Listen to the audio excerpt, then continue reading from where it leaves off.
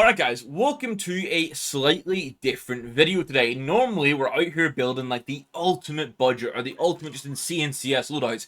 Instead today, I'm building the ultimate gaming PC specifically for Counter-Strike 2. So yes, this is very different to the usual content, but I've went over the last month or two building a PC that's going to meet a mix of needs, but particularly get me the best performance possible in Counter-Strike for when I'm playing the matches with Elixir, and then also just streaming with you guys so that I'm getting the best frames while the stream is being managed the best way possible, all on one PC. So this had to be able to manage my like 9 to 5 working, the content creation for live streams, editing videos, all that goodness, and then flat out get me the best performance in CS2. And I've got to say a big thank you to Be Quiet for being able to help me with this. This ultimate CS2 gaming PC is powered by Be Quiet. I'll run through the spec list now, but they provided me with the beefy power supply that's going to do a wonderful job, and the cooler to keep all the temperatures nice and cool for me as well. So that is super appreciated. Now, you're probably wondering at this point, what are the specs? So, I have captured some very B-Tech B-roll for you guys to run through it. Spec-wise, we are going to be going with a ZOTAC 4080 Super. We've then got a Ryzen 7 7800X3D, which just flat out is the best CPU for Counter-Strike at the moment. I think the likes of Endpoint did a test on this, and just flat out it was the best CPU. Even when you're pairing it with a 4090, if you're going purely for CS2 frames, it's the best shout. As I say, Be Quiet powering the system. They got the 1200 watt power supply in here. Is going to be platinum rated as well, which means the power efficiency is much better compared to the gold, which is really handy for working like the 9 to 5 and just like long streaming times and playing times. Cooling wise, they sent out the Silent Loop 2 360mm AIO. This so far is doing a very nice job, especially with how I've had to configure the build and the intake and everything. And then just some of the other specs, like we're running 32GB of DDR5. It's the ADATA kit, nice white one with the RGB on it to match the kind of theme of the build we're going for. It is 6000 MHz. I've got it on the XMP profile, and the CL latency is 30, which is key for gaming, best performance. Storage-wise, I went for a Samsung 990 Pro 2TB for my like Windows and then all my content creation because it's flat out the best for it. Gaming-wise, I went for the WD Black SN850X 2TB because it gets that slight edge on gaming. So it is my gaming drive, and the Samsung is like my Windows, my editing, and everything else. Motherboard wise, that they're going into is a Gigabyte B650M AORUS Elite AX, the Ice version. I was looking for white motherboards. Initial plan was a Micro RTX build, and this was basically the only option, but it's a very good option, I gotta say.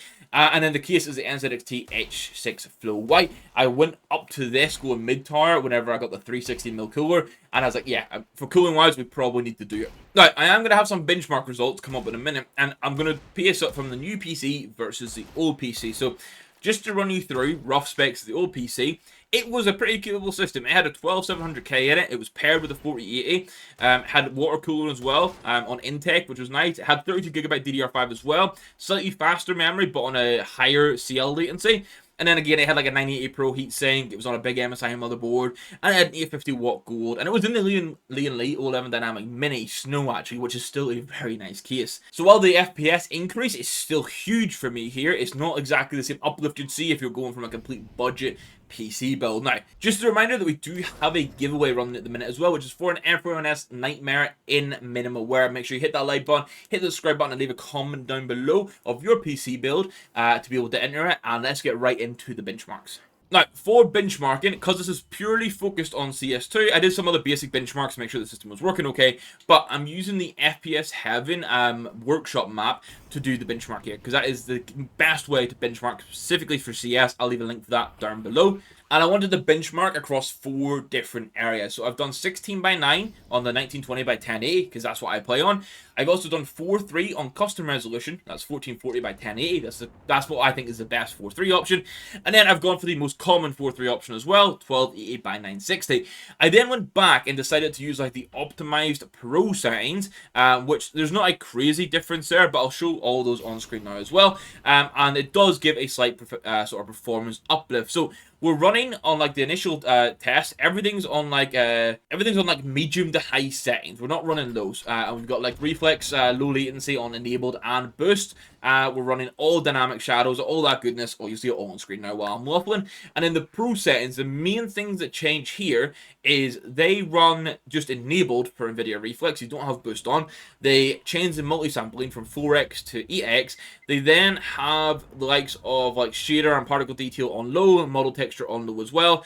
And I think that's pretty much the only changes. So performance-wise, what are we looking at? Well, across the board, it's a very nice uplift. We, across the board, have a 50% to 65% FPS performance increase. I'll put it up on screen now. I'll keep it up on screen while I talk through it. So you can see there on the 16:9, 1920 by 1080, we went from just under 400 FPS to almost being able to crack 600, which you're considering I have everything on high or medium. We got texture filtering on the Anisotropic 16X.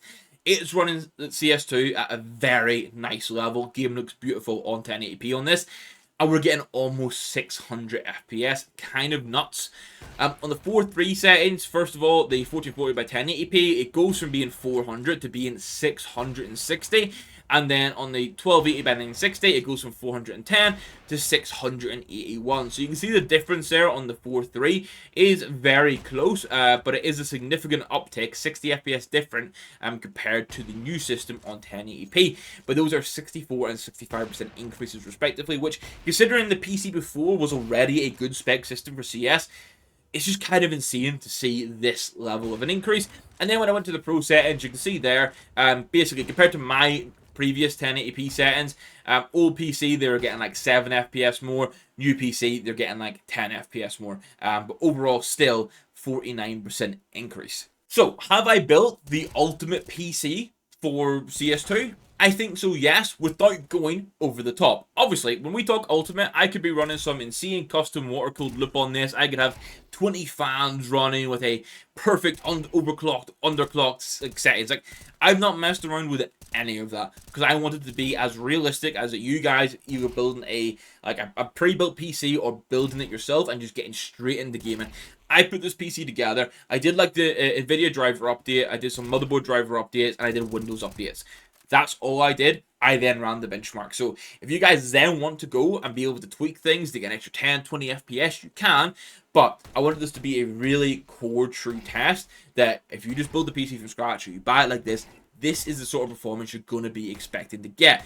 So again, big thank you to Be Quiet for sending out the PSU and the code to power this ultimate PC. Being greatly appreciated. You'll find links to the Be Quiet stuff and also all the other parts I have down below if you want to check them out and potentially get them yourselves. The only thing here is, I think in the future, it'd be really cool to see what we could do on a mini ITX build for this.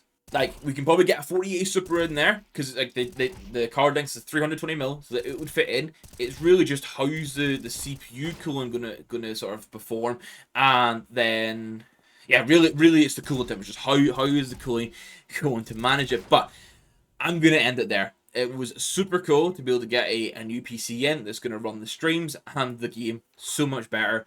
I think big thank you to Be Quiet again. And before I go, just a big thank you to the YouTube members supporting the channel. It's greatly appreciated. It means an absolute bunch. If you want to find out more about how you can become a YouTube member, check the join button down below. I'm going to end it there. We've successfully built the best PC for CS2 as best you can right now of July, August 2024. Thank you for watching. I'll catch you in the next one, guys. Goodbye.